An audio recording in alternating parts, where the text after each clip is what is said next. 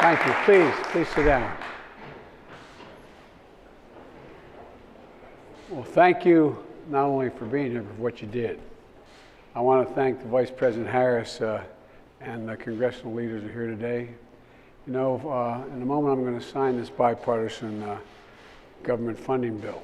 But with this bill, we're going to send a message to the American people, a strong message that Democrats and Republicans can actually come together and get something done, right, Nance? And to fulfill our most basic responsibilities.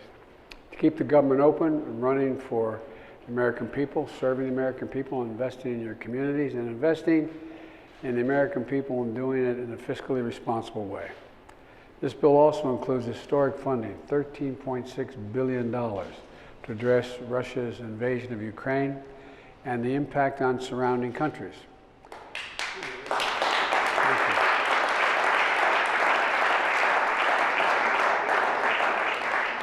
Putin's aggression against Ukraine has united people all across America, united our two parties in Congress, and united freedom-loving world.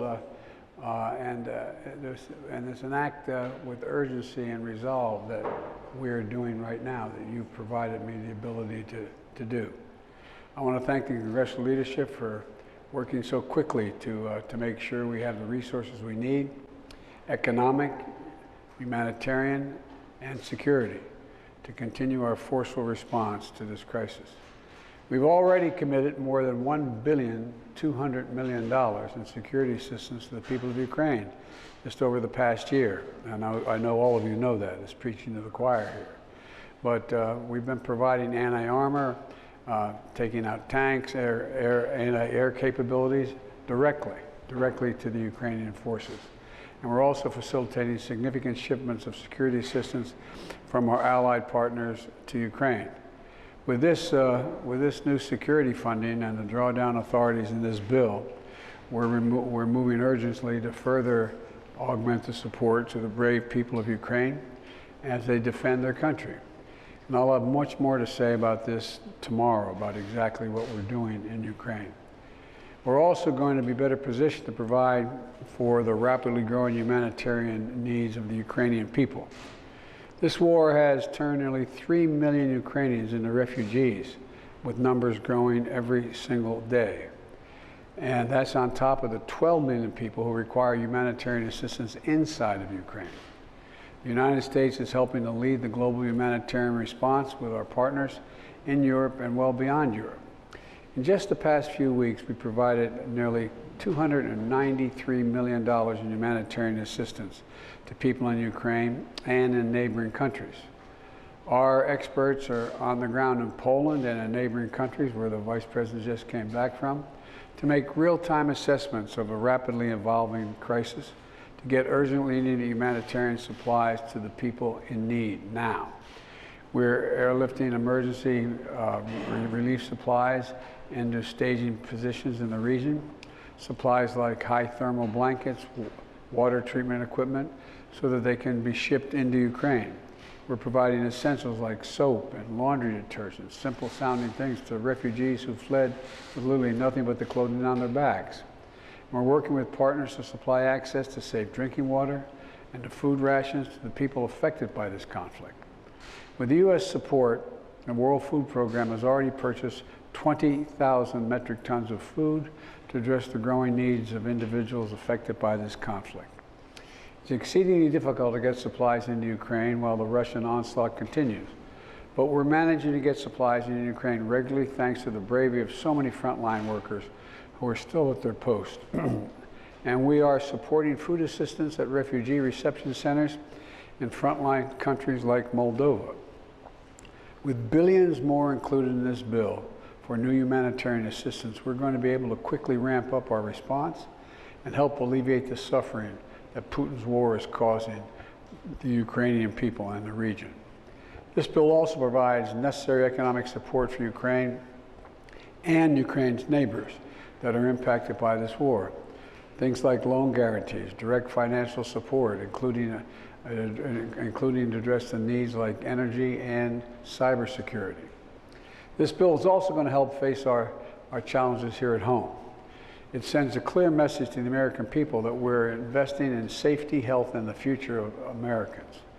Let me just mention a couple of the highlights, starting with community safety.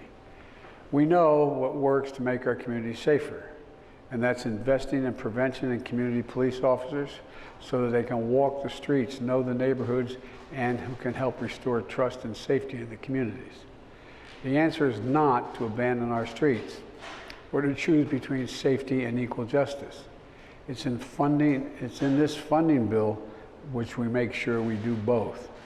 This budget invests in funding for agencies like the FBI and U.S. Marshals, the Drug Enforcement Agency, but also includes funding for COPS programs to increase community policing and the ability of the alcohol, tobacco, and firearms to tackle gun crime, and it funds entirely new community violence intervention programs just at the Department of Justice. Community violence interruption programs are programs where trusted community members work directly with the people who are most likely to commit or become victims of gun crimes. I had a chance to meet with those leaders in one of the programs in New York City not long ago. I saw the difference they were making every day. We know these programs can dramatically reduce violence, and we're going to fund a lot more of them. This bill also includes grants for state and local law enforcement and crime prevention programs. We're talking about drug treatment programs, school violence prevention programs, programs where people who might end up in prison instead get mandatory mental health care that they need. Part of the safety before any crime is committed.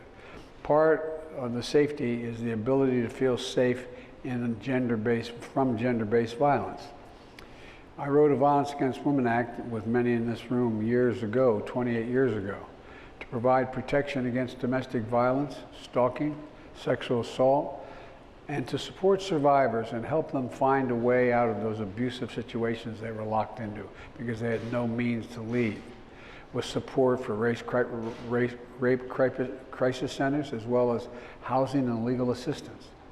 The law has saved lives, and that's helped women rebuild their lives and make children a heck of a lot safer. Today, with this bill, we reauthorize and strengthen the Violence Against Women Act. For example,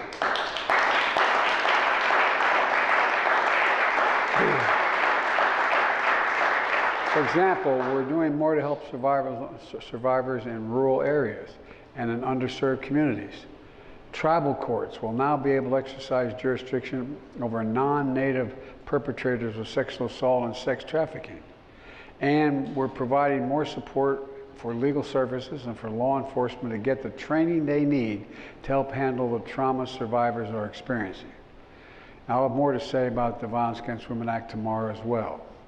We're going to be able to fund significant areas in common ground in this bill, especially in areas that I call in my State of the Union address a unity agenda. The things that we can accomplish together, Democrats and Republicans. Two elements of that agenda are, one, beat the opioid epidemic, and two, take on the challenges of mental health, which have been exacerbated because of the COVID problem. This bill supports opioid response grants that are funding that we provide to states to support opioid prevention, treatment, and recovery services. We also included funding for states and support mental health services, as well as additional funding for children's mental health services, which has increased exponentially. I've also called for increasing Pell Grants to make colleges more affordable. And that is anyone making less than $50,000 a year, they're eligible for a Pell Grant. This bill delivers increasing the maximum Pell Grant by $400, which will make a difference in a lot of lives. And I'd like to add a word about another investment this bill makes, one that I expect will pay dividends for hope, healing, and for our economy for generations to come. And it's called ARPA-H, Advanced Research Project Agencies of Health. This will be a new kind of entity, an engine for innovation, a place where we'll do the high-risk, high-reward research that can drive unprecedented progress in biomedicine. It's based on DARPA, the Defense Department's Advanced Research Project Agency, that has led to breakthroughs in technologies that protect our national security, like the internet, GPS, and so much more. ARPA-H will have a singular purpose: to drive breakthroughs to prevent, detect, and treat diseases including cancer, Alzheimer's and diabetes, and other diseases.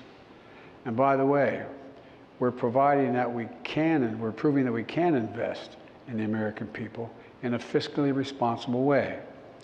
Last year, the deficit dropped for the first time since 2015. It fell by $360 billion last year. And this year, it's on track to drop by more than $1 trillion.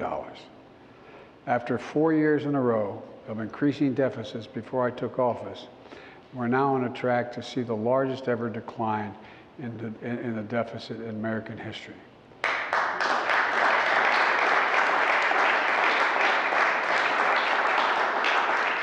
So let me close with this. Today, we're again showing the American people that as a country, we can come together as Democrats, Republicans, and Independents and do big things. That our democracy can deliver and outperform autocracies.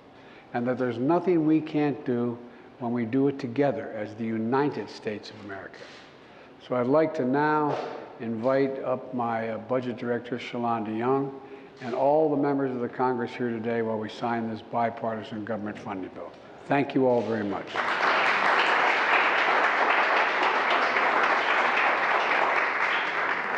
I'm next to you, Shalonda. Lady.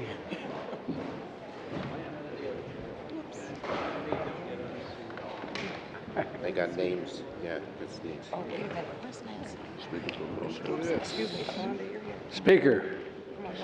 There you go. Now, I know we usually hand out pens to everyone who's done this, but you're all going to get a pen, but we didn't have 15 pens up here, so I'm going to make sure you get it when we finish. I want to make sure my signature is legible. Well, it is. See how faint mine is and how dark his is. Yeah, I know. I tell you what, Nancy. Anyway, I'm going to give it a shot here, okay?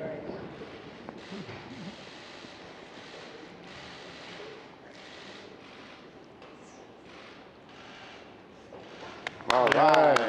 Thank you. Give the pen to Shalonda. Shalonda, you get it. There you go. Thank you, sir.